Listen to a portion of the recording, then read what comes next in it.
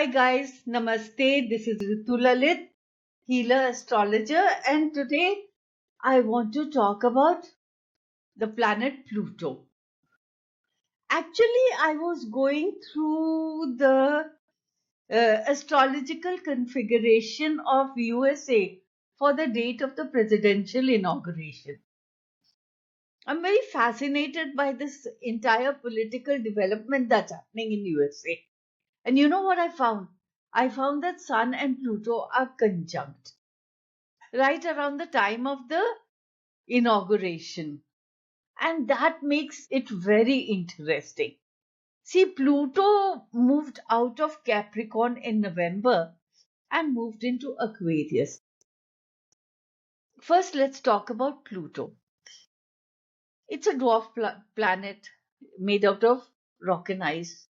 Its size is very small as planets go, but it packs a punch. It is a very powerful force as far as astrology goes. It was discovered in 1930. It's a very recent discovery, and this period aligns with the rise of dictatorship, experiments with nuclear power. Did you know that Pluto is considered the ruler of atomic energy? It also aligns with the rise of the mafia in the USA. Pluto's named after the Roman god of the underworld. In astrology, it's considered a transpersonal or metaphysical planet associated with the eighth house, with Scorpio, with subconscious forces, ruling all that is secretive, below the surface. And it is also associated with intense violence, intense transformation, intense pain, and the list goes on. Pluto's effect can be very brutal. Of course, it has a positive side: resilience, regeneration, wisdom. How do you know if you have Pluto dominant in a birth chart? The person who is so affected will feel it. Intense emotions, power struggles, you know, power struggles with parents, power struggles with bosses, with siblings, deep, intense thoughts, natural talent for psychology. Such people really have a very good understanding of what makes the other person tick.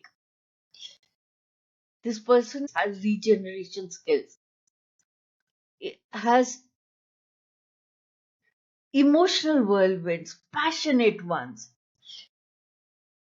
Pluto, if there is a aspect or a transit in your birth chart, can also bring in big money. There can be loss of big money also.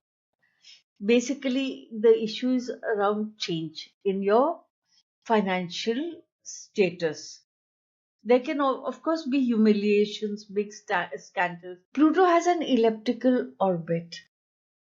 When it is closer to Earth, it is in a sign for about 12 years.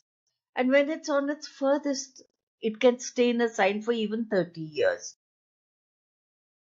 So Pluto exited Capricorn in November 2024 and moved into Aquarius. The exit started in 2023 because Pluto is a very slow moving planet. Now, the outer planet's influence is generational, and it literally shifts the geopolitical dynamic of the world. The last transit of Pluto in Aquarius happened during the French Revolution, 1947. You know what they did? They beheaded the nobility. The impact can be that bloody, can be that destructive, but it also brings in transformation. During any Pluto transit, first there is disempowerment, then there is strength, then there is power. During Pluto in Capricorn transit, we've seen various forms of disempowerment. Job security is a thing of the past. We have to constantly upgrade ourselves, upskill ourselves to stay relevant. There is an overreach of institutional control, whether from families, states, corporations, hierarchical systems. Traditional idea that you have one career, stay in one job, then retire with a reliable pension has become uncertain. Pluto has taught us that we have to be resourceful, we have to adapt, we have to be self sufficient. That is the transformation to power that happened through the stresses of mortgages, job demands, social roles. We've learned how to build up resilience, develop skills. Now, Pluto in Aquarius. It's here to stay, my friends. It's here to stay for more than a decade. So we have to look into it. The last time Pluto was in Aquarius, it brought significant changes in Europe. First of all, the feudal society went. People simply killed their nobility. People killed their landowners. People grabbed the land and distributed it amongst themselves. That is social empowerment. Of course, it brought a lot of bloodshed, brought a lot of death, etc. But Aquarius is all about breaking rules, balancing differences, justice, freedom. And then there was a clear separation between religious institutions and politics, religious institution and governments. The idea of freedom and equality was contagious. It spread through Europe. It spread through US. It spread through all the countries that were on the forefront. And these ideas even affected us just out of personal curiosity. I went into checking out what was happening in India around that time. And you know what I found? I found that we had the first Anglo Maratha War.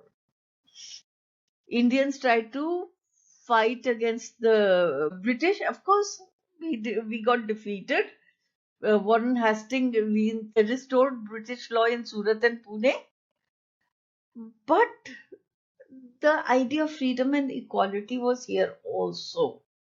When Pluto enters a new sign, it transforms the values, themes, the operational mode of that sign. So let's see what is going to happen in the world now that Pluto is in Aquarius. First thing that's going to happen, my friends, is economic collapse. Right now, we have too much money in the hands of too few people. Aquarius is the sign of social justice, of equality, and Pluto is transformation. So I think there is going to be an economic collapse. The bankers of this world are not going to fare very well. The second thing that's going to happen is historically, whenever Pluto comes into Aquarius, women come into power. Pluto is all about changes, transformation. So, this is going to be a change in society. Historically, let me just point it out. Margaret Thatcher came in to power around Pluto transit. Both the queens, Elizabeth I and Elizabeth II, came in during Pluto transit. Maybe US gets its first woman president during Pluto's current transit. I see a lot of people coming out on the streets fighting for what they perceive as equality, humanitarianism. There might be various issues, like the housing issue, which is agitating people in Canada and UK. Uh, it could be climate change, it could be civil rights, it could be political reform. I see people on the streets. Pluto is all about technology. I see there will be rapid development in AI, quantum computing, biotechnology, digital infrastructure. Pluto's transformative energy does not talk about slow development. Pluto brings breakthroughs. So fundamentally, we will be living in a very different world after the first 2 years of Pluto in Aquarius. Of course, when there is Pluto in play, we have to look at the dark side of things also. All these developments will bring issues like morality with regard to AI into question. There will be new laws being formulated. We will have to consider a lot of issues which we cannot even dream about right now. There will be breaking down of power structures, governments, corporations, long standing institutions. They will feel intense pressures to either change, adapt, or risk being crushed. This is going to bring in a pushback. People are going to attack the institutions, and the institutions are powerful. They are going to push back. They are going to try and crush these movements. This is what is happening in Ukraine. This is what is happening in the thing Iran, and this is going to continue happening. Another thing that is going to happen is uh, Pluto rules sexuality. It is concerned with taboo, with the occult. I see a lot of people gaining psychic powers. I see people having visions, people talking about visions openly. I see new breakthroughs in psychic powers, in telepathy, intuition becoming more and more mainstream. It also means that the current system of secrecy, shame, morality around sexual preferences and behaviors will change. So, what does it mean for us at a personal level? The energy of Pluto is overwhelming. We are dealing with issues of power, control, societal change. Things can get very stressful. Stay open minded, stay agile, be open to adapting at a moment's notice. People who are going to be resilient, people with less baggage, are going to see transformation during Pluto in Aquarius.